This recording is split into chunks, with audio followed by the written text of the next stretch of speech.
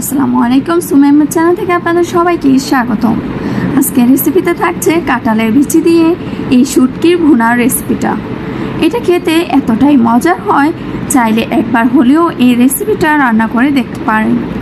আজকে কাঁঠালের বিচি শুটকির ভুনার জন্য এক বাটি কাঁঠালের বিচি নিয়েছি, আর বিচিগুলোকে সাইড থেকে এভাবে কেটে খোসাটা ছাড়িয়ে নিচ্ছি। তবে এই শুটকি ভুনাটা করতে গেলে ওপরে যে আবরণটা থাকে ওইটা সহ শুটকির ভুনাটা করে নেব। এখন হচ্ছে এগুলোকে পলে নিচ্ছি, ঠিক এরকম করে পলে নিচ্ছি। ঠিক এরকম করে পলে রান্না করলে শুটকির ভুনাটা খুব তাড়াতাড়ি রান্না হয়ে যায় আর খুব তাড়াতাড়ি সিদ্ধও হয়ে যায়। আমি এখানে যতটা সম্ভব পাতলা করে পলে নিচ্ছি। বিচিগুলোকে পলে নেওয়া হয়ে গেছে। এখন শুটকির ভুনার জন্য চুলায় প্যান বসিয়ে দিয়েছি আর পরিমাণ মতন তেল দিয়ে দিচ্ছি। তারপর এখানে পেঁয়াজ কুচি আর রসুন কুচি দিয়ে দিচ্ছি, এগুলো যার যার পরিমাণ মতন। পেঁয়াজ রসুনটা তেলের সাথে একটু ভেজে নিচ্ছি যাতে একদম কালারটা চেঞ্জ হয়ে যায়। যখন এরকম লালচে হয়ে গেছে তখন দিয়ে দিচ্ছি কাঁচামরিচ আর শুটকি। যার কাছে যে শুটকিটা ভালো লাগে সে ওই শুটকি দিয়েই ভুনা করতে পারবেন। শুটকিটা দেওয়ার পর অল্প একটু পানি দিয়ে দিচ্ছি কারণ এখন আমি গুঁড়ার মশলাগুলো দিয়ে দেব।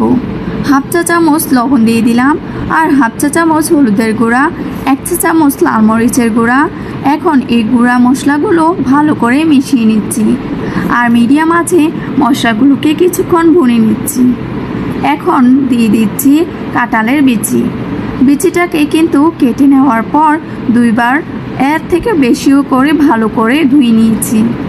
মশলার সাথে এই বিচিটা কিছুক্ষণ ভুনে নিচ্ছি। তো এভাবে হচ্ছে মশলার সাথে বিচিটা ভালো করে ভুনে নেওয়া হয়ে গেছে। এখন এখানে 1 কাপ দিয়ে দিচ্ছি পানি। খুব বেশি পানি লাগবে না কারণ কাঁঠালের বিচিগুলো অনেক পাতলা করে কেটে নিয়েছি। আর ঢাকনা দিয়ে ঢেকে দিচ্ছি আর চুলার আঁচ একদম কমিয়ে দিচ্ছি। মিডিয়াম আঁচে একটু কম সময় নিয়ে রান্না করলে দেখা যাবে যে খুব তাড়াতাড়ি এগুলো নরম হয়ে গেছে। নাড়ার সময় বুঝতে পারবেন যে কতটা সিদ্ধ হয়েছে। এই পর্যায়ে হচ্ছে চুলা থেকে নামিয়ে নিচ্ছি।